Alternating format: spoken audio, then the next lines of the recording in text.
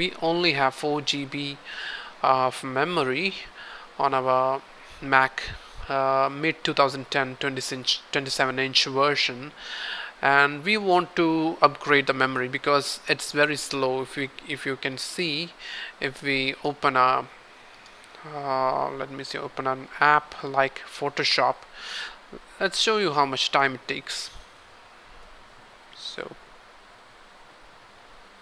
that's how much time it's taking to open up Photoshop.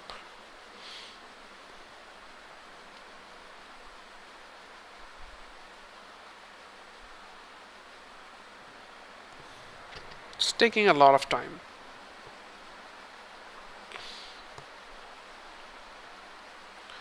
Also, when it's hanging like this, see that? It's a problem.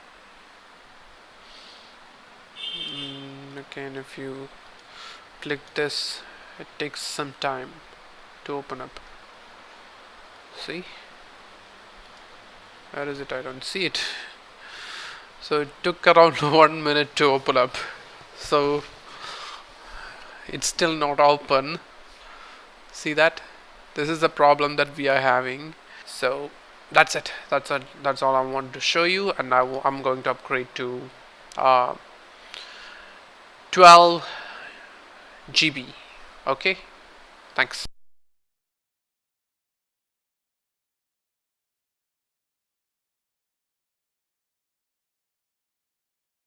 Welcome back, everyone. I have installed the memories. Now let's check. Go to the about this Mac, and here you go. We have 12 GBs right now, and let's see what kind of change we have when it comes to speed of the system. We're experiencing a bit of speed. Anyway, let's see. Okay, what we'll do is we'll open Photoshop. Let's start, and when it goes 50, I will click this. Okay, click. Let's see how much difference that is. It's for starting up this application. Yeah, it's I think 10-second difference. So thanks for watching.